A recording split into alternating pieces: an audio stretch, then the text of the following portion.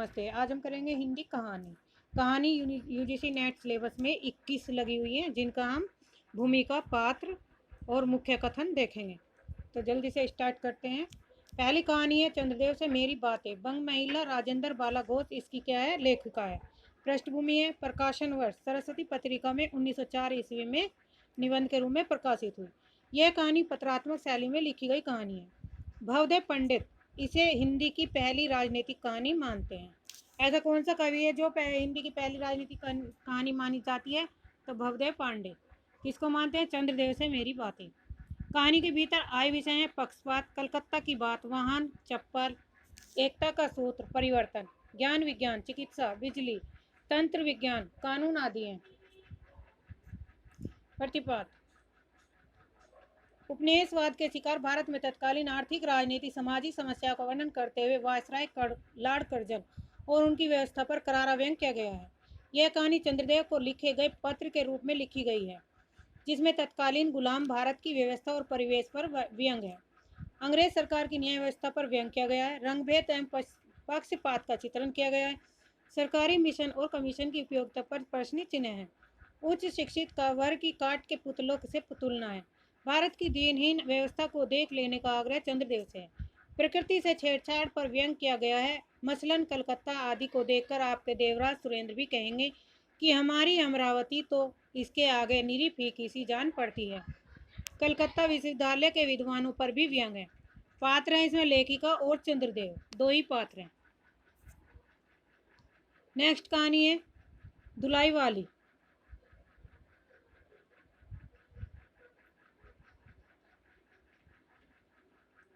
धुलाई वाली की लेखिका है बंग महिला। धुलाई वाली कहानी का प्रकाशन 1907 ईस्वी में सरस्वती पत्रिका में हुआ था। कुंभ में छोटी बहू 1906 ईस्वी में, भाई बहन 1908, दालिया 1909, हृदय परीक्षा इनकी प्रमुख कहानियां हैं। किसकी? धुलाई वाली, बंग महिला की। बंग महिला का जन्म 1882 ईस्वी में। पूरा नाम है इनका राजेंद्र बाला घोष। आरंभिक दौर की महिला कथाकारों में प्रमुख है। इनकी पुस्तक कुसुम संग्रह का संपादन आचार्य रामचंद्र शुक्ल द्वारा किया गया। प्रतिपाद में है नवल किशोर द्वारा अपने मित्र वंशीधर से रेल में किए गए मजाक की सरस कहानियां। काशी बनारस के लोगों के जीवन पर प्रकाश है। बनारसी शोक और बोली का समावेश है। विभिन्न परिस्थितियों में इंसान की दिनचर्या का चित्रण किया गया है। काशी से इलाहाबाद की यात्रा का विवरण है। दो मित्रों के हंसी मजाक और व्यवहार का चित्रण किया गया है। दोनों में गहरी मित्रता, दोनों एक जान दो कालिब है। पात्र है, मुख्य पात्र में वंशीधर है, जानकी के पति है। नवल किशोर के मित्र है। नवल किशोर के लिए इनके लिए अगाध स्नेह है, स्नेह मतलब प्रेम है। नवल किशोर वंशीधर के घनिष्ठ मित्र हैं। विनोद प्रिय, खूब हंसी मजाक करने वाले हैं। कलकत्ता से नई बहू को लेकर चले थे और वंशीधर को तार भेजा था कि उन्हें ट्रेन में मिले। कट्टर स्वदेशी हैं। जानकी जो है वो वंशीधर की पत्नी है। उन्हें नवल किशोर का हंसी मजाक पसंद नहीं है। हालांकि उनमें नवल के प्रति कोई दुराग्रह भी नहीं था। पारंपरिक भारतीय नारी थी। ससुराल से विदा होने पर रोने जैसे संस्कार इनमें विद्यमान थे। गौण पात्रों में है नवल किशोर की बहू है। सीता जानकी देई की बहन है। कहारिन है जो जानकी के मायके में नौकरानी है। ट्रेन है जिसमें 2-3 महिला सहयात्री। कहानी में स्थानों के नाम आए हुए: दशास मेघ घाट, गोदौलिया, बनारस, कलकत्ता, मुगल सराय, इलाहाबाद, प्रयाग आदि। आजकल कहानी में जो राज्यों के और उनके नाम दिए गए स्थानों के इनसे भी क्वेश्चन पूछे जा रहे हैं। विशेष दुल्हाई अर्थात एक प्रकार का चादर चुन्नी जिसे घूंघट के रूप में प्रयोग किया जाता है। यथार्थ चित्रण पत्रानुकूल भाषा और स्थानीयता के रंगों से भरी यह कहानी आज भी जीवंत है। बनारसी बोली के संवाद में ट्रेन में औरतों के कदम कहानी की मिठास बढ़ा देते हैं। प्रमुख उदाहरण ये दिए गए हैं, इन्हें आप देख लीजिए वीडियो को रोक के। तीसरी कहानी है एक टोकरी भर मिट्टी। इसके लेखिका हैं माधव राव स्प्रे। पृष्ठभूमि है इसकी: यह कहानी 1901 में छत्तीसगढ़ मित्र पत्रिका में सर्वप्रथम प्रकाशित हुई। देवी प्रसाद वर्मा और अधिकांश विद्वानों द्वारा सहमति बनी कि यह कहानी हिंदी की प्रथम मौलिक कहानी है। तो हिंदी की प्रथम मौलिक कहानी कौन सी है? एक टोकरी भर मिट्टी। यह आदर्शवादी कहानी भी है। प्रतिपाद: जमींदार द्वारा अपने महल के अहाते के लिए एक बूढ़ी विधवा की झोपड़ी हटाने और जमींदार की आंखें खोलने के पश्चात झोपड़ी की जमीन वापस करने की छोटी सी आदर्शवादी गाथा है। पात्र है इसमें मुख्य पात्र है। बुजुर्ग विधवा है, अपनी बहू और पुत्र की मौत देख चुकी है और अब एकमात्र पोती ही उसके जीने का सहारा है। जमींदार है जो दम्भी व्यक्तित्व वाला व्यक्ति है और बाद में टोकरी भर मिट्टी न उठा पाने पर उसका अहंकार नष्ट हो जाता है। गौण पात्र है, बुजुर्ग विधवा की पोती है, जमींदार का वकील है। विशेष विधवा बुजुर्ग महिला की पीड़ा है, शोषण का चित्रण का वर्णन किया गया है। कहानी की मूल संवेदना हृदय परिवर्तन है। अपनी मिट्टी से प्रेम का संदेश है। जमींदार का अहंकार और अंत में उसका हृदय परिवर्तन। लचर कानून व्यवस्था का जिक्र है, मानवता का संदेश है। जमींदार के हृदय परिवर्तन के साथ कहानी समाप्त होती है। वर्ग विभेद, गरीब बुजुर्ग महिला है, अमीर जमींदार है। कहानी का केंद्रीय तत्व आदर्शवाद है। उदाहरण दिया, किसी श्रीमंत जमींदार के महल के पास एक गरीब अनाथ विधवा की झोपड़ी थी। जमींदार साहब को अपने महल का हाथा उस झोपड़ी तक बढ़ाने की इच्छा हुई। विधवा से बहुतेरे कहा कि अपनी झोपड़ी हटा ले, पर वह तो कई जमाने से वहीं बसी हुई थी। उसका प्रिय पति और इकलौता पुत्र भी उसी झोपड़ी में मर गया। पतोहू भी एक 5 बरस की कन्या को छोड़कर चल बसी। उस झोपड़ी में उसका मन लग गया था और बिना मेरे यहाँ से वह निकलना नहीं चाहती थी। बाल की खाल निकालने वाले वकीलों की थैली गर्म कर उन्होंने अदालत में झोपड़ी पर अपना कब्जा करा लिया। कानून व्यवस्था का दुरुपयोग कर उस बुजुर्ग महिला को वहां से निकाल दिया गया। अब कहानी है इसमें राही कहानी है सुभद्रा कुमारी चौहान की। सुभद्रा कुमारी चौहान नारी के रूप में ही रहकर साधारण नारी की आकांक्षा और भाव को व्यक्त करती है। बहन, माता, पत्नी के साथ साथ एक सच्ची देश सेविका के भाव उन्होंने व्यक्त किए हैं। उनकी शैली में वही अकृत्रिमता और स्पष्टता है जो उनके जीवन में है। ये पंक्तियाँ किसने कही है? मुक्तिबोध की। इम्पोर्टेंट है, एग्जाम में पूछी जाती है। संग्रह है इनका सीधे साधे चित्र 1947 ईस्वी में अंतिम कहानी संग्रह है। इसमें है कहानी रूपा, कैलाश नानी, बिहा, कल्याणी, दो साथी, प्रोफेसर मित्रा, दुराचारी, मंगला, हींग वाला, राही, टांगे वाला, गुलाब सिंह। 2 2 4 6 6 12 कहानियों का इसमें संग्रह है। प्रतिपाद, राही की व्यवस्था के कारण की गई चोरी की जानकारी से दुखी होकर अनीता द्वारा तत्कालीन कांग्रेसी आंदोलनकारियों की सतह लोलुपता और ढोंग पर चिंतन तथा विवश गरीबों की सेवा को वास्तविक देशभक्ति समझने वाले स्वप्न से बनी कहानी है और जेल का परिवेश है। मुख्य पात्र है इसमें राही है जो मांगरेरी जाति की एक गरीब असहाय स्त्री है। पुलिस वालों द्वारा उसके पति को मार दिया जाता है। चोरी के आरोप में जेल भेज दिया जाता है। किसे? राही को। अनीता स्वतंत्र आंदोलन भाग लेने वाली जेल में एक बंद स्त्री है।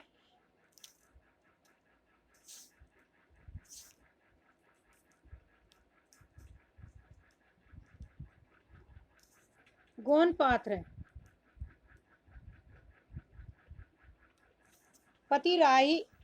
राही का पति जिसे पुलिस वाले मारते मारते मार देते हैं। बच्चा है, एक राही का बेटा है जिसके लिए राही अनाज की चोरी करती है। विशेष संवादात्मक और आत्मकथात्मक कहानी है। मांगरेरी जाति की कठिनाई का वर्णन किया गया है। स्त्री वेदना की झलक है। राष्ट्रभक्ति की चित्रण और सत्ता भक्ति पर व्यंग है। देश की दरिद्रता, रोजगार की समस्या का चित्रण है। गरीबों को पुलिस द्वारा सताए जाने का भी चित्रण किया गया है। गरीबी की समस्या का चित्रण किया गया है। मानव धर्म की प्रतिष्ठा। राही 5-6 शेर अनाज की गठरी की चोरी करती है। राही को 1 साल की सजा मिलती है। कहानी में तथाकथित कांग्रेस नेताओं पर व्यंग किया गया है। उदाहरण है, तो फिर चोरी करते हैं। उस दिन घर में खाने को नहीं था, बच्चे भूख से तड़प रहे थे। बाजार में बहुत देर मांगा, बोझा ढोने के लिए टोकरा लेकर भी बैठी रही पर कुछ न मिला। सामने से किसी बच्चे के रोने की आवाज आई तो उसे देखकर मुझे अपने बच्चे की याद आ गई। वहीं पर किसी की नाज की गठरी रखी हुई थी, उसे लेकर भागी तो पुलिस वालों ने पकड़ लिया। ये राही और अनीता के बीच संवाद हो रहा।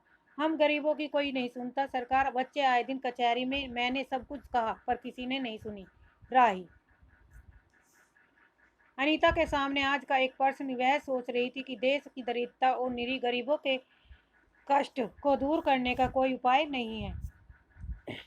ये पंक्तियां यहाँ पे दी गई है जो ये इम्पोर्टेंट है। हम सभी परमात्मा की संतान है। कौन कहती है? ये अनीता। एक ही देश के निवासी है। कम से कम हम सबको खाने पहनने का समान अधिकार तो है ही। फिर यह क्या बात है कि कुछ लोग तो बहुत आराम से रहते हैं और कुछ लोग पेट भर के लिए अन्न की चोरी करते हैं। उसके बाद विचारक की अधूरता के कारण ही सरकारी वकील के चातुर्य जिरह के कारण छोटे छोटे बच्चों को की माताओं को वे जेल भेज देते हैं। इम्पोर्टेंट है ये पंक्तियाँ। अब है प्रेमचंद। ईदगाह किसकी कहानी है? प्रेमचंद। यह कहानी सर्वप्रथम 1933 ईस्वी में चांद पत्रिका में प्रकाशित हुई। प्रतिपाद बाल मनोविज्ञान पर लिखी गई हिंदी की सर्वश्रेष्ठ कहानियों में ईदगाह शिखर पर है। इसमें प्रेमचंद हामिद नामक बच्चे के माध्यम से दिखाते हैं कि गरीबी और अभाव में किस प्रकार बचपन की मासूमियत खत्म हो जाती है और बच्चे को समय से पहले समझदार बना देती है। पात्र है इसमें, मुख्य पात्र है हामिद, जो 4 साल का गरीब बच्चा है। माता पिता की मृत्यु हो चुकी है। दादी अमीना के साथ रहता है। मेले जाते वक्त उसके पास 3 पैसे थे जिनसे वह अपनी बूढ़ी दादी के लिए चिमटा खरीदता है और हामिद का चिमटा रुस्तमे हिंद है। गरीबी के कारण वह समय से पहले ही परिपक्व हो जाता है। दूसरा बार अमीना हामिद की दादी है, एक गरीब बूढ़ी विधवा है औरत जिसके पुत्र और बहू की मृत्यु हो गई है। लोगों को कामकाज करके खुद का और हामिद का पालन पोषण करती है। मोहसिन है जो हामिद के साथ का लड़का है, उसके पास कुल 15 पैसे हैं। यह मेले में भिश्ती खरीदता है, कमर झुकी हुई, ऊपर मशक पानी उड़ेलने ही चाहता है। मोहसिन के मामू थाने में कांस्टेबल है। महमूद है जो हामिद के साथ का लड़का है, उसके पास 12 पैसे हैं। महमूद के पास कितने पैसे हैं? 12। यही ऑप्शन में पूछ ले गए। यह मेले में सफाई खरीदता है, खाकी वर्दी और लाल पगड़ी वाला, कवायद लिए चला आ रहा है। नूर है जो हामिद के साथ का लड़का है, यह मेले में वकील खरीदता है, कैसी विद्ता है उसके मुख पर बहस किए चले आ रहा है। सामी है हामिद के साथ की लड़की है, यह मेले में धोबिन और खजड़ी खरीदती है। गोन पात्र चौधरी कयामत अली गांव का धनवान व्यक्ति है। आबिद है जो हामिद का बाप है, हैजे से मर जाता है तथा माँ पीलिए से मर जाती है।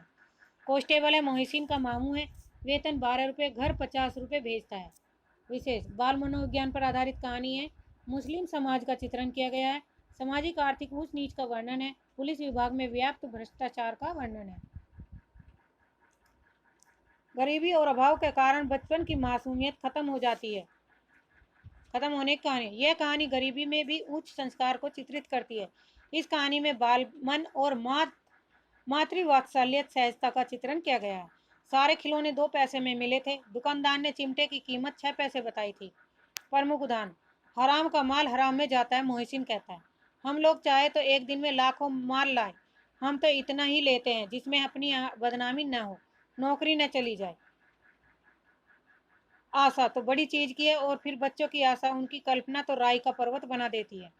इतने बड़े कॉलेज में कितने लड़के पढ़ते होंगे?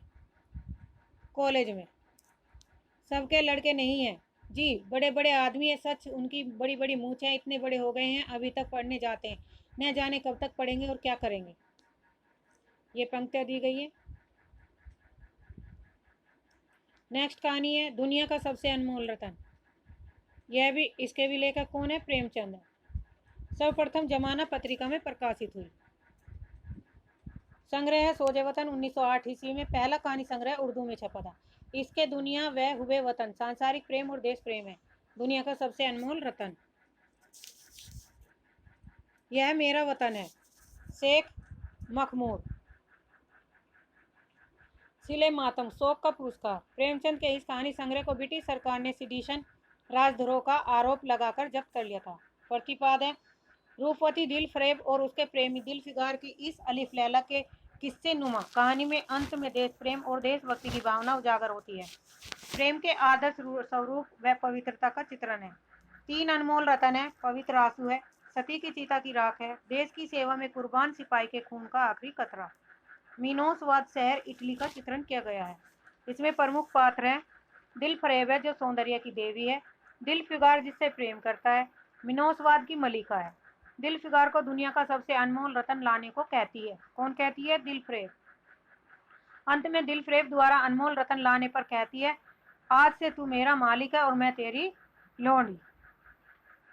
दिल फिगार दिल फरेब का सच्चा प्रेमी, दुनिया का सबसे अनमोल रतन ढूंढ कर लाना। गोनपात्र में काला चोर, सैकड़ों आदमियों का कातिल जिसे फांसी दी जाती जाने से पूर्व उसकी अंतिम इच्छा के रूप में एक बालक से मिलने दिया जाता है। पहले अनमोल रतन के रूप में इसी का आंसू दिल फिगार लाता है। बुजुर्ग हरा हमामा बांधे एक बुजुर्ग, एक हाथ में तस्बीह और दूसरे में लाठी, दिल फिगार को पूरब की ओर हिंदुस्तान भेजता है। सिपाही हिंदुस्तान का सच्चा राजपूत सिपाही जो अपने देश के लिए बहादुरी से जान देता है। दिल फिगार दुनिया का सबसे अनमोल रतन उसी सिपाही के आखिरी रक्त का कतरा लाता है। युवती है जो युवती का मृत पति है।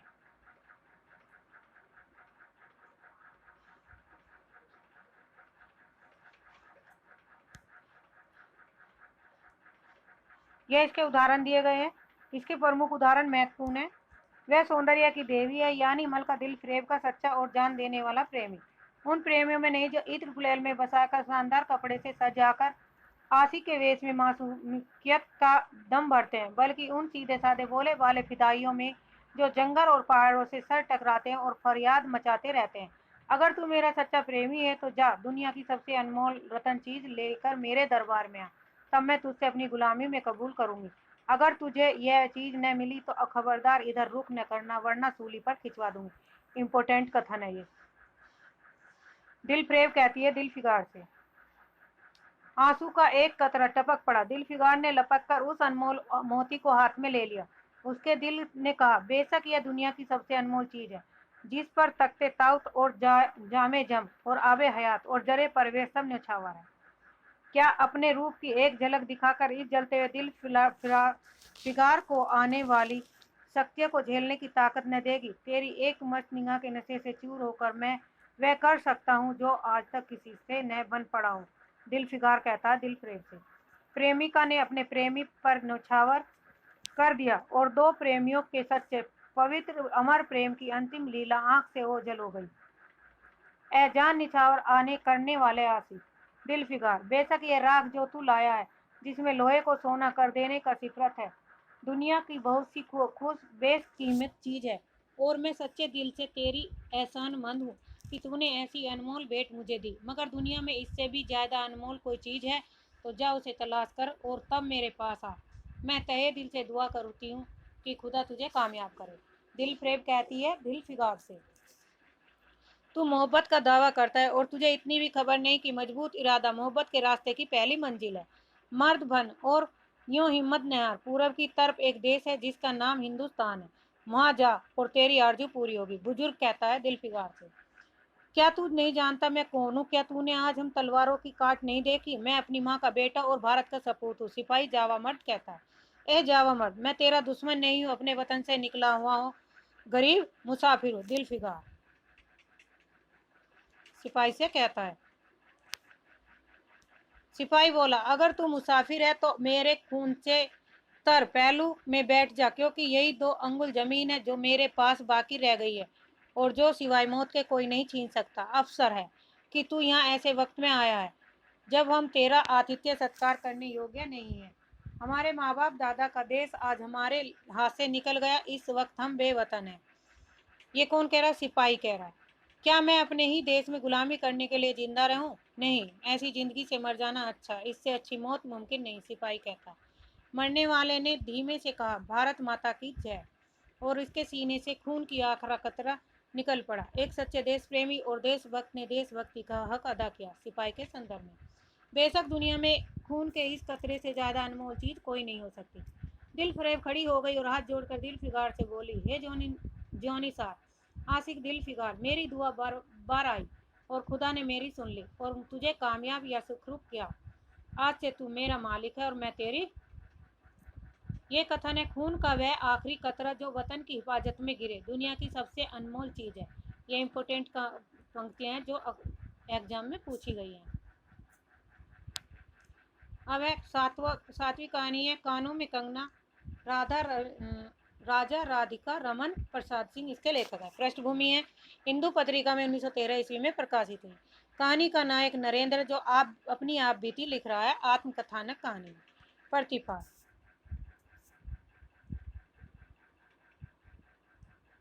केंद्रीय पात्र और कथावाचक। नरेंद्र का किरण से प्रेम और विवाह, फिर किन्नर के सौंदर्य से वशीभूत हो प्रेम से विमुख हो जाने, और अंत में किरण के परित्याग के समय वास्तविकता के एहसास होने की कहानी। पत्नी से अलग दुनिया के प्रेम में फरेब, छल और विश्वासघात होता है। लेखक का उद्देश्य प्रेम, सत्य, ईमानदारी और नैतिक मूल्यों का बोध कराकर आदर्शवाद की स्थापना करना है। पात्र है इसमें मुख्य पात्र है किरण, कहानी की नायिका जो नायक के नरेंद्र की पत्नी और उसके गुरु योगेश्वर की पुत्री है। किरण आदर्शवादी नारी है। नायिका की सुंदरता की तुलना लेखक ने प्रकृति से की है। आकाश में तारों को देखा या उन जगमग आंखों को देखा, बात एक ही थी। इम्पोर्टेंट है। नरेंद्र किरण का पति जो पहले उसके पिता का ही शिष्य रहा है, किरण से खूब प्रेम करता है, बाद में एक किन्नरी के जाल में फंसकर सब गंवा देता है। योगेश्वर नरेंद्र के गुरु हैं। गौन पात्र है जूही है जो नरेंद्र के घर की नौकरानी है। किन्नरी खल नायिका है जो मोहन नरेंद्र की पहचान वाला है। विशेष है अत्यंत अलंकारिक व क्लिष्ट भाषा का प्रयोग किया गया है। इसमें दो स्थानों की चर्चा, ऋषिकेश और मुरादाबाद। भोली भाली स्त्री की पीड़ा का मौन वर्णन है। गलत संगति का असर है। प्रकृति की खूबसूरती, सौंदर्य वर्णन है। आत्मग्लानि और पश्चाताप का बोध है। प्रमुख उदाहरण, ये इसके प्रमुख कथन दिए गए हैं, इन्हें आप देखकर पढ़ लेना वीडियो को रोककर। उसने कहा था, चंद्र शर्मा गुलेरी इसके लेखक है। यह कहानी सर्वप्रथम 1915 ईस्वी में सरस्वती पत्रिका में प्रकाशित हुई। प्रतिपाद, इस कहानी में लेखक ने इसके केंद्रीय चरित्र लैना सिंह के माध्यम से प्रेम, कर्तव्य तथा आत्म बलिदान के पारस्परिक संघर्ष का स्पर्श चित्रण किया है। इस कहानी में लैना सिंह अपने बचपन की प्रेमिका के कहने पर उसके पति की रक्षा करते करते युद्ध भूमि में अपने प्राणों का बलिदान कर देता है। पात्र, मुख्य पात्र लैना सिंह नंबर 77 सिख राइफल्स में जमादार है। बचपन में अपने मामा के यहाँ एक लड़की से प्रेम हो जाता है जो बाद में सूबेदारनी बनती है। कर्तव्यनिष्ठ सिपाही, कुशल सिपाही है। अपने दिए वचन को निभाने के लिए अपने प्राणों को भी कुर्बान कर देता है। सूबेदारनी है जो सूबेदार हजारा सिंह की पत्नी है, बोधा सिंह की माँ है। बचपन में अपने मामा के यहाँ लैना सिंह से मिलती है और जो उसकी जान बचाता है। लैना सिंह से अपने पति और पुत्र की रक्षा के लिए भिक्षा मांगती है। सूबेदार हजारा सिंह सूबेदार का का पति है और बोधा सिंह का पिता। लैना सिंह को बहुत चाहता है। सरकार ने खुश होकर लोयलपुर में उसको जमीन दी थी। बोधा सिंह हजारा सिंह और सूबेदारनी का पुत्र। युद्ध में घायल होने पर लैना सिंह उसे अपने गर्म कपड़े और अपना बिस्तर देता है। गौन पात्र है वजीरा सिंह है, पलटन का विदूषक। लेफ्टिनेंट साहब है जो 5 वर्ष से लैना सिंह के रेजिमेंट में अफसर है। उसको मारकर कोई जर्मन उसका वेश धारण करके आता है, जिसकी पहचान कर लैना सिंह उसे मार देता है, लेकिन वह लैना सिंह को घायल कर देता है। महासिंह है, शाम सिंह है जो सिपाही है। अंतर सिंह सूबेदारनी के मामा है। कीरत सिंह है लैना सिंह का भाई है। अब्दुल्ला है लेफ्टिनेंट साहब का सामा है। पोलू राम है डाकू बाबू है, तुर्की है मौलवी है। विशेष, पूर्व दीप्तिशाली में लिखे गए फ्लैशबैक का प्रयोग किया गया। प्रेम के आदर्श स्वरूप का चित्रण है। त्याग और वीरता के आदर्श की कहानी है। प्रथम विश्व युद्ध की पृष्ठभूमि पर लिखी गई कहानी है। देश प्रेम की कहानी है।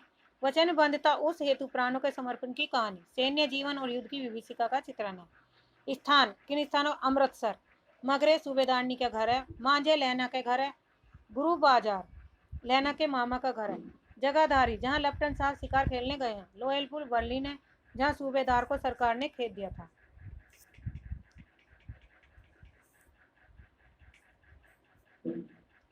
जयशंकर प्रसाद की कहानी है आकाशदीप। इसका संग्रह है आकाशदीप 1929 ईस्वी में।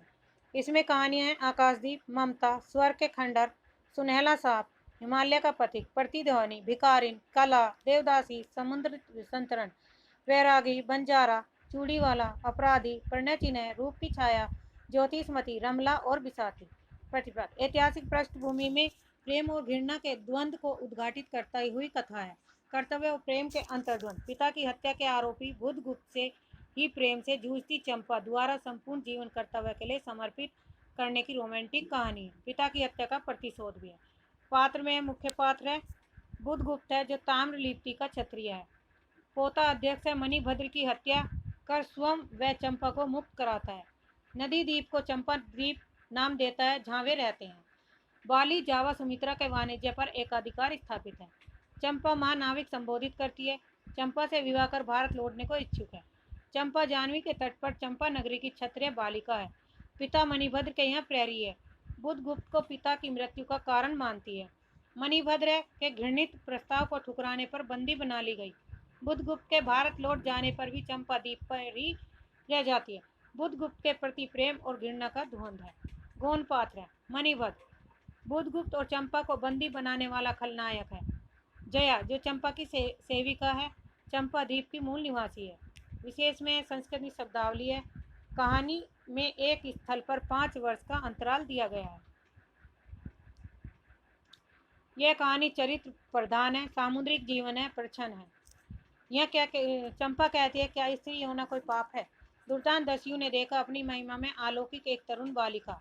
वह विस्मय से अपने हृदय को टटोलने लगा। उसे एक नई वस्तु का पता चला, वह थी कोमलता। हंसी आती है तुमको, तुम किसको दीप जलाकर पद दिखलाना चाहती हो? उसको जिसको तुमने भगवान मान लिया। हाँ, वह भी कभी भटकते हैं, भूलते हैं, नहीं तो बुधगुप्त को इतना ऐश्वर्य क्यों देते?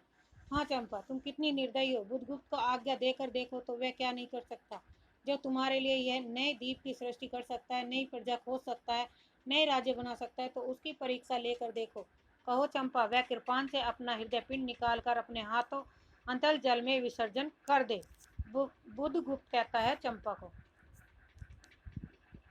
ये इसमें कथन है, एक बार आप देख लीजिए वीडियो को।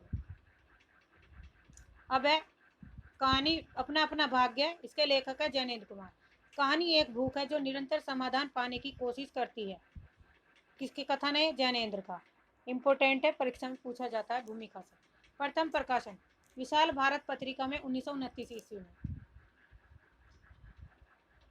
कहानी संग्रह वातायन 1931 में।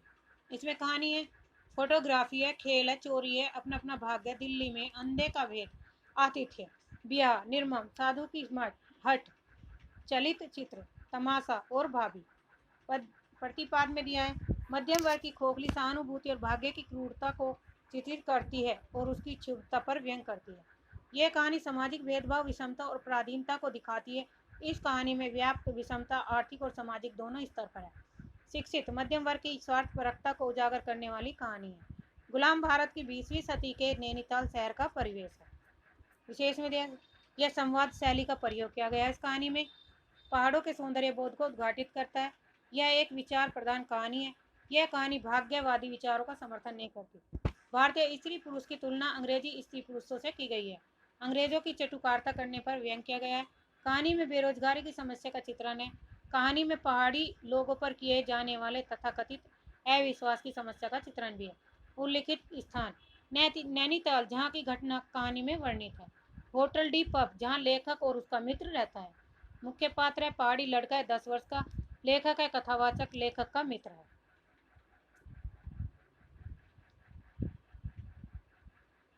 गौण पात्र में 2 वकील हैं, 2 वकील मित्र हैं। इन्हीं से एक लड़के को नौकर नहीं रखता।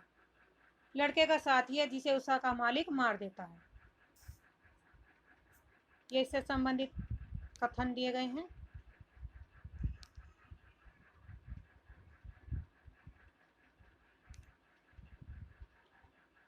अब वह कहानी मारे गए गुलफाम उफ तीसरी कसम।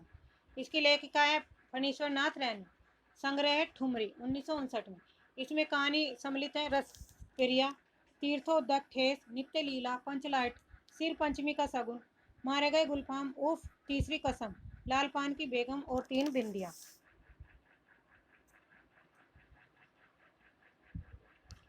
प्रतिपाद है, इसमें आंचलिक कहानी है, ग्राम गीतों का प्रयोग है, प्रेम की पीड़ा और उसकी भीनी खुशबू।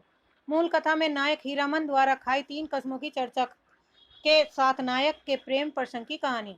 पहली कसम, चोरी का सामान गाड़ी में नहीं रखेगा। दूसरी कसम है, बांस की लदनी नहीं करेगा। तीसरी कसम, नाटक वाली कंपनी वाली को गाड़ी में नहीं बैठाएगा। हीरामन और हीराबाई के बैलगाड़ी सफर के माध्यम से लोक संस्कृति, उसमें निहित रस और मर्यादित निश्चल प्रेम को व्यक्त करने वाली कहानी है। पात्र है, मुख्य पात्र है हीरामन, जो खादी देहाती पात्र है। 40 साल का हट्टा कट्टा काला कलूटा देहाती नौजवान, जिसे अपनी गाड़ी और बैलों के सिवाय दुनिया के किसी अन्य काम में दिलचस्पी नहीं है। 3 काम न करने की कसम खाता है। हीराबाई कंपनी की औरत है, मेलों में नौटंकी में अभिनय और नृत्य का काम हीरामन को अपना उस्ताद मानती है। गौण पात्र में है लाल मोहर है, धुन्नीराम है, पलटदास, तीनों ही गाड़ीवान। लहसनवा लाल मोहर का नौकर गाड़ीवान। नेपाली दरबान मुनीरा दरोगा और काले कोट वाला है। कहानी में प्रयुक्त स्थानों का प्रयोग है विराटनगर, फारबिसगंज, खरेया शहर, चंपानगर, भगदड़, सिंधिया गांव, कानपुर, हीराबाई का घर है कानपुर में, तेगछिया महावीर स्वामी का, छतापुर 25, मदनपुर, बिशनपुर, हरिपुर, ननपुर, मीना बाजार, बनेली, मेला, दो नौटंकी, कंपनी रोती, कंपनी, मथुरा मोहन कंपनी। विशेष फणीश्वर नाथ रेणु ने नई कहानी के दौर में प्रेमचंद के गांव और उसमें बसी दुनिया को अपनी कहानियों में जिंदा रखा है। समाज के असामान्य पात्रों को अपनी कहानी का नायक या मुख्य किरदार बनाया। उदाहरणार्थ गाड़ीवान काला कलूटा हीरामन है।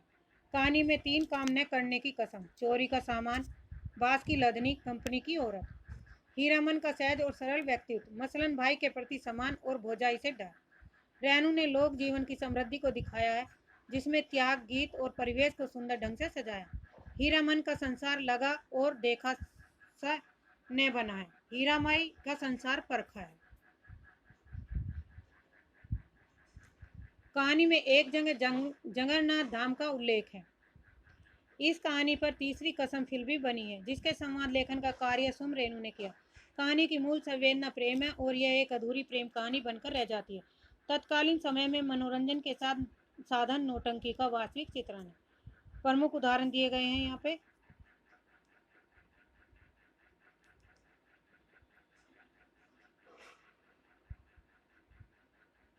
लाल पान की बेगम, फणीश्वर नाथ रेणु। प्रथम प्रकाशन कहानी पत्रिका में जनवरी 1957 ईस्वी में प्रकाशित हुई। संग्रह ठुमरी 1959, रसप्रिया, तीर्थोदक, ठेस, नित्य लीला, पंचलाइट, सिर पंचमी का सगुन, तीसरी कसम, उफ मारे गए गुलफाम, लाल पान की बेगम, 3 बिंदिया। प्रतिपाद आंचलिक पृष्ठभूमि में एक स्त्री की आत्मविज्ञान आकांक्षा की अभिव्यक्ति है। दूसरा पॉइंट है बैलगाड़ी पर बैठकर नाच देखने जाने के इर्द गिर्द बुनी गई यह कहानी बिरजू की मां के रूप में एक अलग एवं सशक्त स्त्री को पेश करती है। तीसरा पॉइंट है आंचलिक कथा है इसमें। चौथा है गांव के लोगों के आपसी ईर्ष्या, द्वेष, राग विराग, आशा निराशा, हर्ष विषाद की जीवंत वानगी है। उल्लिखित टोले है कुरमा टोली, बबुआन टोला, मलदाहिया टोली और कोयरीली टोली। स्थानों का प्रयोग किया गया सिमरा का सरकारी कूप है, गुलाब बाग मेला है, मोहनपुर होटल बंगला है। मुख्य पात्र है बिरजू की माँ है जो लाल पान की बेगम है, बलरामपुर का नाच देखने जाने की इच्छुक है, महावीर जी की रोड की मनोती बाकी है, स्वाभिमान, जंगी की पतोह है, राधे की बेटी सुनरी लरेना की बीवी को अपनी गाड़ी में बिठाती है नाच देखने जाने के लिए। बिरजू के बप्पा सर्वे सेटलमेंट में 5 बीघा जमीन हासिल की, बिरजू की मां को बैलगाड़ी पर नाच दिखाने ले जाने का वादा करता है, मलदैया टोली के मियाँ जान से गाड़ी ले आता है। बिरजू बिरजमोहन इमली पर रहने वाले जिन बाबा को बैंगन कबूला हुआ दिया और नाच देखने की मनौती करता है। 7 वर्षीय बच्चा है। चंपिया बिरजू की बहन है, बाइस्कोप का गाना सीखने में रुचि रखती है, बाजे ने मुरलिया गीत गाती है। यही पूछ लिया जाए क्वेश्चन में, इम्पोर्टेंट है। गोनपात्रा जंगी की पतोह है जो रेलवे स्टेशन के पास की लड़की है, बिरजू की माँ से नहीं डरती, कुरमा टोली है, ससुर चोर है और पति डकैत है, मुँह जोर है, लड़ाकू है, मखनी बुआ है जो तंबाकू की शौकीन है और बिरजू के घर की रखवाली के लिए रुकती है, बाबू साहब है जो जमींदार है। पहले से किसी बात का मंसूबा नहीं बांधना चाहिए। किसी को भगवान ने मंसूबा तोड़ दिया तो उसको सबसे पहले भगवान से पूछना है, यह किस चूक का फल दे रहे हो बोले बाबा। चल तिंदिया चल, इस मोहल्ले में लाल पान की बेगम बसती है, नहीं जानती दोपहर दिन और चौपहर रात बिजली की बत्ती भग भग कर जलती है, जंग की पतोह कहती है।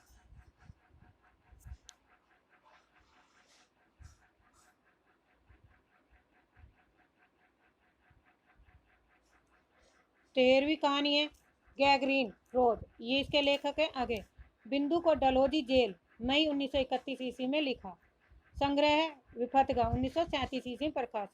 विफतगा में कहानी सम्मिलित है विफतगा, पगोड़ा वृक्ष, हर सिंगार, हरीति, रोज, ए कलंक, दुख और तितलियां, मिलन, एकांकी तारा, अमर वलरी, कड़ियां और शत्रु।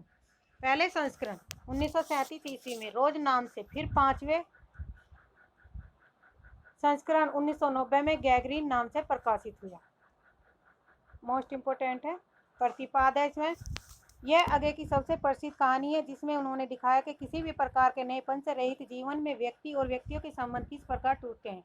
इसका कहानी केंद्रीय वाक्य है, ऐसा तो रोज होता है, बार बार इस विडंबना को उजागर करता है। इस कहानी को नई कहानी की पूर्व पीठिका भी कहा गया है।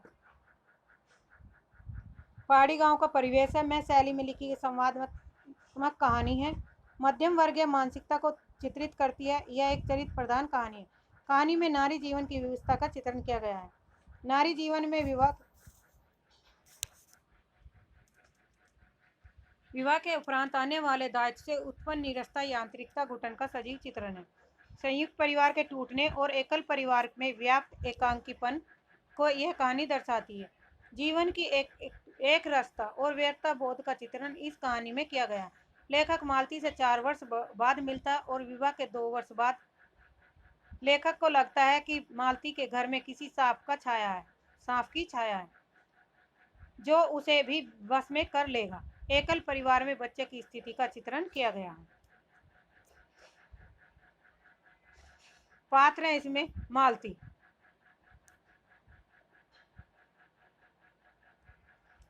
लेखक के दूर के रिश्ते की बहन है या सखी, मध्यम वर्गीय स्त्री है, विवाह पूर्व स्वच्छंद चंचल लड़की जो विवाह के उपरांत अत्यंत गंभीर स्त्री हो जाती है। महेश्वर की पत्नी है, टिट्टी की माँ है। लेखक है जो अपने दूर के रिश्ते की बहन के पास 4 वर्ष बाद मिलने जाता है। विवाह के उपरांत मालती में हुए परिवर्तनों से चिंतित रहता है। महेश्वर मालती का पति है, पहाड़ी गांव में सरकारी डिस्पेंसरी में डॉक्टर है। टिट्टी का पिता है, एक निर्दिष्ट ढर्रे पर जीवन जीता है। टिट्टी मालती और महेश्वर का पुत्र है।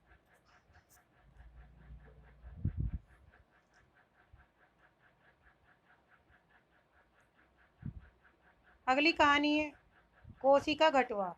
शेखर एक जोशी इसके लेखक हैं।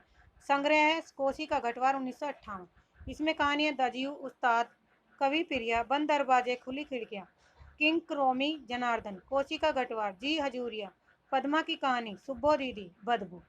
प्रतिपाद है सामाजिक जड़ मनोविज्ञान के कारण अधूरे रहे अनाथ फौजी गुसाई और लक्ष्मण के कालातीत प्रेम की अद्भुत कहानी है। पहाड़ का परिवेश है।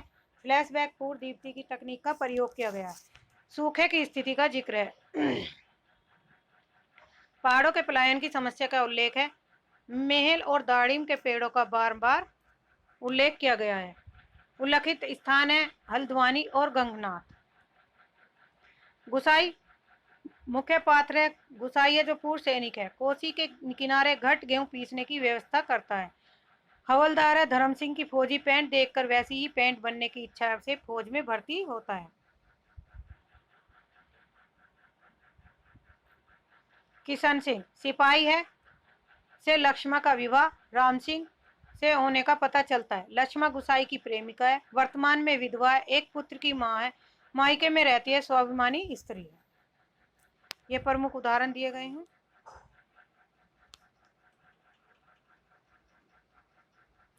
अगली कहानी है अमृतसर आ गया। इसके लेखक हैं भी साहनी। संग्रह है पटरिया 1973 ईस्वी में।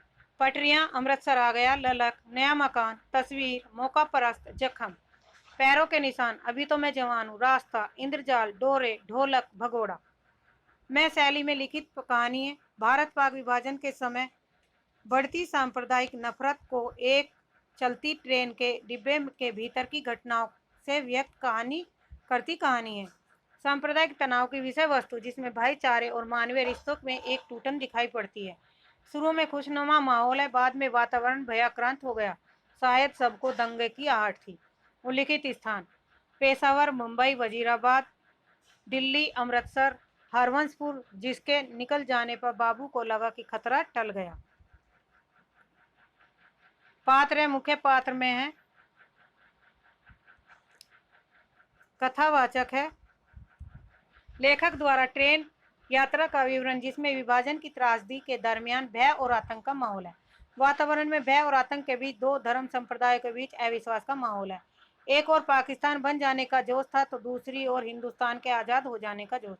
लेखक द्वारा पूरे वातावरण का यथार्थ, सजीव, मार्मिक और संवेदनशील चित्रण है।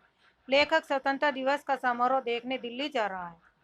दुबला बाबू, लेखक कथावाचक का सहयात्री जो लेखक को संभवतः पेशावर जाना पड़ा। ट्रेन में मौजूद पठानों द्वारा इसका बार बार मजाक उड़ाया जा रहा था। एक हिंदू महिला पर पठानों द्वारा लात जमाए जाने और उसके परिवार को ट्रेन से उतरने पर विवश करने का दंश उसके मन में गहरे बैठ जाता है।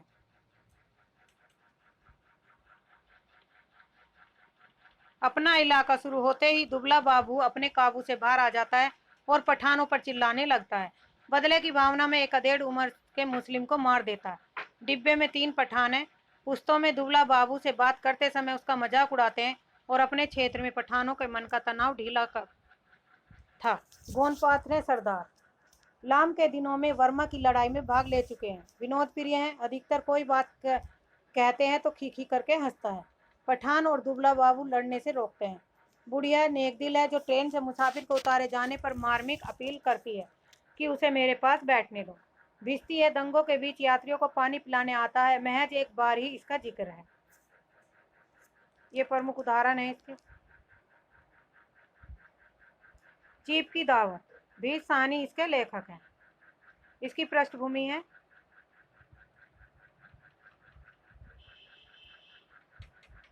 पहला पार्ट 1957 ईस्वी में इसमें कुल 15 कहानियां संग्रहित हैं। यह साहनी जी का दूसरा कहानी संग्रह। पहला कहानी संग्रह भाग्य रेखा प्रतिभा मध्यम वर्ग का खोखलापन एवं उसकी मूल्यहीनता की ओर संकेत किया गया। कहानी का नायक सामनाथ है जिसमें चीप और उसके घर डिनर पर आने वाले हैं।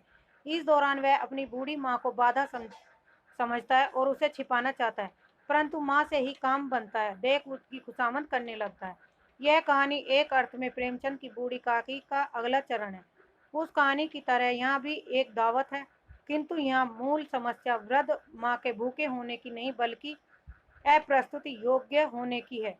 माँ इस अपमानजनक स्थिति से बेहद दुखी है, किंतु जैसे ही उसे पता चलता है कि उसके फुलकारी बनाने से बेटे की तरक्की हो सकती है तो वह अचानक खुश हो जाती है और बेटे के लिए मंगल कामना करती है। और कहानी के अंत में बूढ़ी काकी की तरह बेटे या बहू का हृदय तो नहीं बदलता, किंतु सारे अपमान के बावजूद माँ का हृदय बेटे के लिए असीम ममता से भरा है। यही इस कहानी का सार तत्व है। इसमें मुख्य पात्र है गौन पात्र है सामनाथ, जो मध्यम वर्गीय नौकरी पेशा व्यक्ति जिसकी जीवन शैली में दिखावा बहुत है। पदोन्नति पाने के लिए चीफ को प्रश्न करना चाहता है। बूढ़ी माँ को फालतू वस्तु समझता है और उसी से अपनी स्वार्थ सिद्धि भी कराता है। बूढ़ी माँ सामनाथ की निरक्षर विधवा माँ है जिसके पास पारंपरिक भारतीय माता का विराट हृदय है, पुरानी पीढ़ी का प्रतीक और अपने ही घर में दोयम दर्जे की चीज। खड़ाऊ पहनती और बीमारी की वजह से खराटे लेती है, जिसे आधुनिक पीढ़ी के सामनाथ खींचते हैं। चीफ से मिलने पर संकुचाती है ताकि उसका बेटा बुरा न माने। बेटे की तरक्की के लिए कमजोर आंखें होने के बावजूद खुशी खुशी फुलकारी बनाने को तैयार हो जाती है। फुलकारी पंजाब के गांव की दस्तकारी का एक सुंदर रूप है। चीफ सामनाथ के बोस जिसकी वह खुशामद करता है। संस्कृत परंतु सहज सामनाथ की बूढ़ी माँ से प्यार से मिलता है। बकौल चीफ उसे गांव के लोग बहुत पसंद है। किसको? चीफ को। सामनाथ की माँ से गीत सुनने की इच्छा प्रकट करता है। गोनपात सामनाथ की धर्म पत्नी है। इसमें भी दिखावटीपन का बोध है। पति को तरक्की के लिए खुशामदी में शामिल है। चीफ की पत्नी अन्य देशी स्त्रियों की आराधना का केंद्र थी।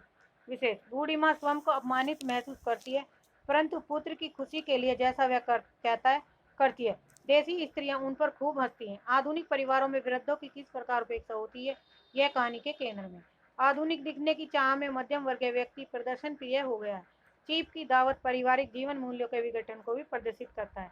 माँ का विशाल हृदय स्पर्शी ममत्व भी कहानी में स्पष्ट दिखता है। अगली कहानी है सिक्का बदल गया, कृष्णा सोबती की। सर्वप्रथम जुलाई 1948 में प्रतीक पत्रिका में प्रकाशित संग्रह बादलों के घेरे 1980 में। इस संग्रह में कुल 24 कहानियां। कहीं नहीं कुछ, दो रो दो बाय, दोहरी सांझ, सिक्का बदल गया, मेरी माँ कहाँ, डरो मत मैं तुम्हारी रक्षा करूंगा, दादी अम्मा, बदली बरस गई, गुलाब जल गडेरिया, एक दिन, जिगरे की बात, गुल न था न चमन था, दोहरी सांझ, पहाड़ों के साय तले, कलगी, लामा, नफीसा, कामदार, भीकम लाल। प्रतिवाद यह कहानी एक ऐसी कहानी है जो विभाजन के दौर को दर्शाती है, जहां सहानी शादी के बाद आई थी उस जगह को छोड़कर जाना पड़ता है, जाना पड़ रहा है। कोई भी उसकी मदद नहीं करता, यहाँ तक कि वह सेरा भी नहीं जिसे उसने छोटी उम्र के बच्चों की तरह पाला। सब ध्यान साहनी की संपत्ति पर है। साहनी चनाब नदी नहाकर अपने घर जाती है, वहां उसे मारने के लिए लोग बैठे हैं। सभी चाहते हैं कि साहनी यह जगह छोड़ दे। पात्र है मुख्य पात्र। साहनी है जो जमींदार शाहजी की पत्नी है। विभाजन के कारण उन्हें जिन्हें विस्थापित होना पड़ा। सारी धन दौलत छोड़कर वह कैंप लौटी। सेरा हसेना का पति है और साहनी का कामगार है। अपनी माँ के मरने के बाद साहनी के यहाँ पला है। सांप्रदायिक भावना से भरकर साहनी को मारने की सोचता है, पर मार नहीं पाता। गोन पात्र है हसेना जो सेरा की पत्नी है। साहजी है साहनी का पति जमींदार। फिरोज है साहनी को मारने के लिए सेरा को भड़काने वाला। जैना है जो सेरा की माँ है जो मर गई थी। नवाब बीबी है, पेगू पटवारी, जोलदार, दाऊद खां इंस्पेक्टर, इस्माइल और रसूली। ये सब क्या है? गौण पात्र हैं। विशेष में भारत पाक विभाजन के कारण होने पर वाले विस्थापन की कहानी है। अविभाजित कश्मीर में चुनाव के तट स्थित जबलपुर की कथा। देश विभाजन की पृष्ठभूमि पर आधारित कहानी। विभाजन से उत्पीड़न पीड़ा का चित्रण। विभाजन से आए मानसिक बदलाव का चित्रण। विधवा नारी की पराधीनता का मनोवैज्ञानिक अंकन। क्षेत्रीय भाषाओं का प्रयोग। 18 नंबर कहानी इंस्पेक्टर मातादीन चांद पर, हरिशंकर परसाई की। संग्रह है ठिठुरता हुआ गणतंत्र, 1970 में। इसमें कहानी संग्रह है ठिठुरता हुआ गणतंत्र। कर कमल हो गए वह जो आदमी ने, राम की लुगाई और गरीब की लुगाई। सदगुरु का कहना, हम बिहार में चुनाव लड़ रहे हैं। छोटी सी बात, इंस्पेक्टर मातादीन चांद पर। फिल्मी रोमांच, प्रेम पुजारी अगर मैं फिल्म बनाता। मुखड़ा क्या देखा देखे फोटो में। सब टेंट नैंट की कथा, फोन टालने की कला। अपना चाचा एशिया फ्लू, दूसरे की महिमा ढोने वाले, मेरे जीव कट के नाम, एक काना, एक एच कताना, चांद पर नहीं जा सका, साहित्य और नंबर 2 का कारोबार, ग्रांट अभी तक नहीं आई, तटस्थ, बारात की वापसी, एक सुपरमैन, 5 लोग कथाएं। मुख्य पात्र है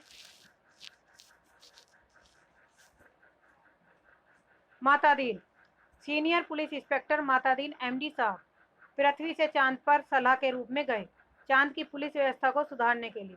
इस बात के द्वारा लेखक ने पुलिस विभाग में व्याप्त भ्रष्टाचारों पर व्यंग किया है।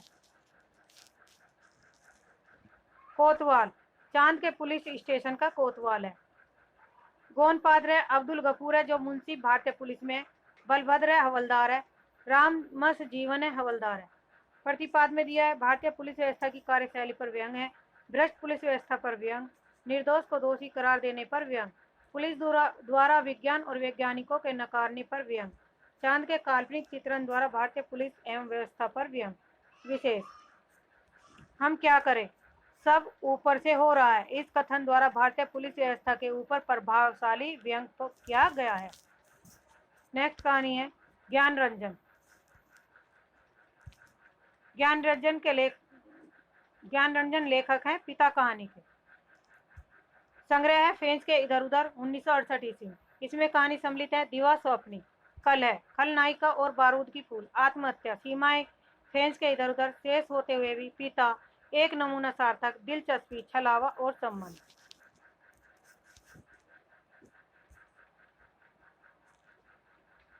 नए पुराने मूल्य और संस्कार की टकराट का बड़ा ही सूक्ष्म और विश्लेषण ज्ञान रंजन की कहानियों में मिलता है। पिता कहानी में लेखनीय दृष्टि स्थिति का पूरा जायजा लेती है और 2 पीढ़ियों के अंतर को सही रूप में पकड़ती है।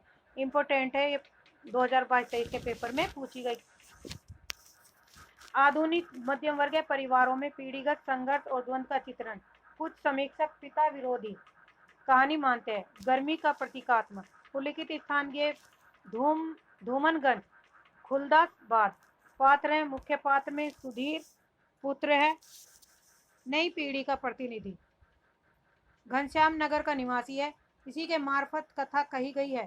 पिता जिद्दी है, पिता क्या है? जिद्दी है, जीवन की सुविधाओं से चिढ़ने वाले हैं, लंबे समय से रामायण सीता का पाठ करने वाले, कलकत्ता के हाल एडरसन के सिले कोट पहनते हैं, गोनपात्र है देवा, सुधीर की पत्नी है।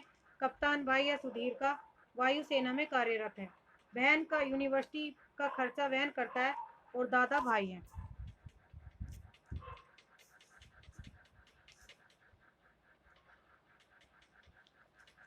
अगली कहानी है राजा निर्वंशिया। इसके लेखक है कमलेश्वर। 20वीं राजा निर्वंशिया 1957 ईस्वी में कमलेश्वर का पहला कहानी संग्रह है। इसमें सम्मिलित है देवा की माँ, पानी की तस्वीर, धूल उड़ जाती है, सुबह का सपना, मुर्दों की दुनिया, आत्मा की आवाज। राजा निर्वंशिया। राजा निर्वंशिया पौराणिक कथा के साथ साथ चंदा की आधुनिक कथा द्वारा सामान्यतः दोहरी कथा के माध्यम से आधुनिक जीवन की विसंगतियों का चित्रण करती एक नई कहानी है। चंदा जगतपति की बीमारी और बेरोजगारी से उपजी आर्थिक मजबूरियों से हताश है। मुख्य पात्र में है जगतपति है, कथावाचक का स्कूल का दोस्त है, वकील है, वकील के यहाँ मुहिरीर है, चंदा का पति है। दूर के रिश्तेदार दयाराम की शादी में डकैतों से लड़ते हुए घायल। मध्यम वर्गीय व्यक्ति है, अफीम और तेल पीकर आत्महत्या करता है। मरते वक्त दो पर्चे छोड़े, एक चंदा के नाम, दूसरा कानून के नाम। चंदा जगतपति की पत्नी है, हाथों का कड़ा बेचकर पति का इलाज कराने को तैयार। बच्चन सिंह के साथ गर्भवती होने के आरोप में मायके में रहने को बाध्य।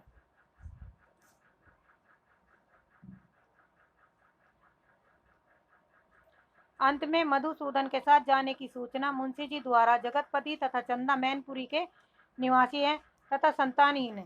बच्चन सिंह अस्पताल में कंपाउंडर है, मैनपुरी के सदर अस्पताल में तबादला। लकड़ी के धंधे में जगतपति का साझीदार। राजा निर्वंशिया एक राज्य का संतानहीन राजा, कुशल शासक है। मैतरानी के भला बुरा कहने पर राज्य का त्याग करता है। रानी मंत्री के साथ राजा को ढूंढने जाती है। एक प्रसंग में भटियारिन के रूप में राजा के सम्मुख उपस्थित। अंत में दो पुत्रों को जन्म देती है। कुल देवता के मंदिर में सती की परीक्षा। गोंद पात्र है माँ, कथावाचक की माता, जो बच्चों को राजा निर्वंशिया की कथा सुनाती है। कथावाचक है मैट्रिक पास। जमुना सुनार चाची। विशेष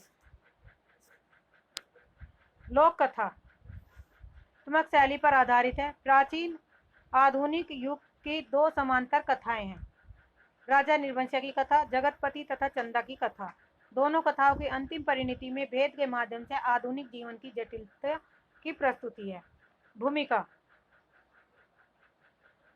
आज के हर कहानीकार में कुछ कहने के लिए एक अजीब सी अकुलाहट और बेबसी है, जो निश्चय ही इस संक्रांति काल की देन है, जिसने एक और यदि हमारी संवेदना शक्तियों पर दबाव डाला है, तो दूसरी ओर हमारी चेतना को भी जागृत किया। नई कहानी की और एक भी उपलब्धि है नई भाव भूमियों का सृजन। ये इम्पोर्टेंट है, भूमिका से क्वेश्चन आते हैं, पूछे जाएंगे। कहानी के उदाहरण दिए गए हैं। परिंदे कहानी 21 परिंदे कहानी है निर्मल वर्मा की। प्रथम प्रकाशन वर्ष हंस में 1957। संग्रह है परिंदे 1959। डायरी का खेल, माया का मर्म। तीसरा गवाह, अंधेरे में पिक्चर पोस्टर कार्ड, सितंबर की एक शाम, परिंदे।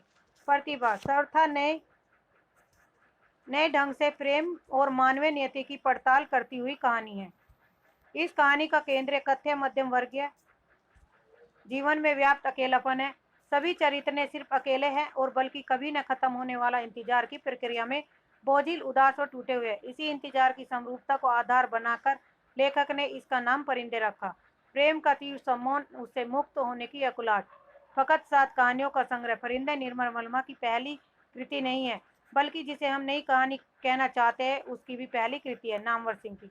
इम्पोर्टेंट है। पात्र है लतिका, एक पहाड़ी कॉन्वेंट स्कूल में शिक्षिका है। प्रेम, ग्रीस की मृत्यु के बाद उसकी स्मृतियों के प्रति मोह। बिला नागा, क्लब में ग्रीस से परिचय है। मैन ईटर ऑफ कुमायूं, ग्रीस द्वारा चिढ़ाने के लिए दिया गया नाम। देवदाव पर बालों की क्लिप से ग्रीस का नाम लिखा था।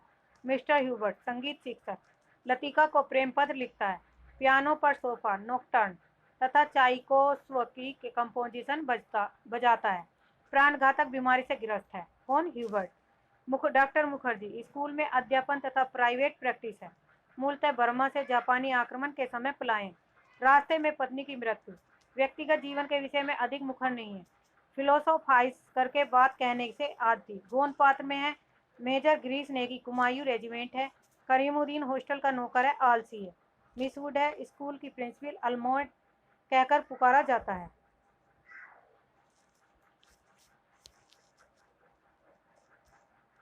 फादर एलमंड है, चैपल के पादरी। जूली, उसके सैनिक प्रेमिकों का पत्र लतीका पकड़ लेती है। सुधा, प्रमुख उदाहरण दिया गया है इसमें।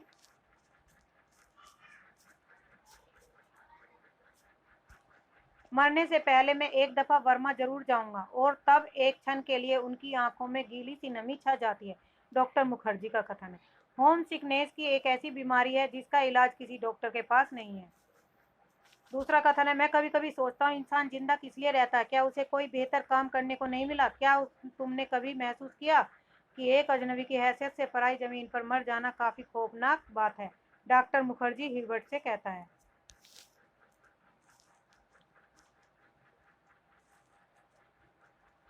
किंतु मिट नहीं पाती, मिटती नहीं, इसलिए मरकर भी जीवित थी है, दूसरों के सुरों में लय हो जाती है। ह्यूबर्ट का चिंतन।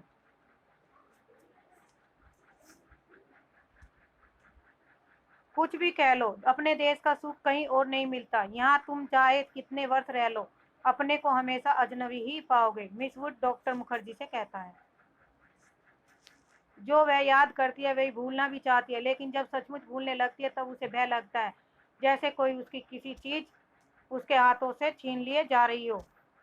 ऐसा कुछ जो सदा के लिए खो जाएगा। बचपन में जब कभी वह अपने किसी खिलौने को खो देती थी तो वह गुमसुम सी होकर सोचा करती थी, कहाँ रख दिया मैंने। जब बहुत दौड़ धूप करने पर खिलौना मिल जाता तो वह बहाना करती कि अभी उसे खोज ही रही है, अभी नहीं मिला। जिस स्थान पर खिलौना रखा होता है जानबूझकर उसे छोड़कर घर के दूसरे कोनों में उसे खोजने का उपक्रम करती है। तब खोई हुई चीज याद रहती है, इसलिए भूलने का भय नहीं रहता। आज वह उस बचपन के खेल का बहाना क्यों नहीं कर पाती? बहाना शायद करती, उसे याद करने का बहाना जो भूलता जा रहा है। दिन महीने बीते जाते हैं और वह उलझती जाती है। जाने अनजाने में गिरीश का चेहरा धुंधला पड़ता जाता है। याद वह करती है, किंतु जैसे किसी पुरानी तस्वीर के धूल भरे शीशे को साफ कर रही हो। अब वैसा दर्द नहीं होता, सिर्फ उसको याद करती है जो पहले कभी होता था। तब उसे अपने आप पर ग्लानि होती है। वह फिर जानबूझकर घाव को कुरेदती है, और जो भरता जा रहा है, खुद पे खुद उसकी कोशिशों के बावजूद भरता जा रहा है।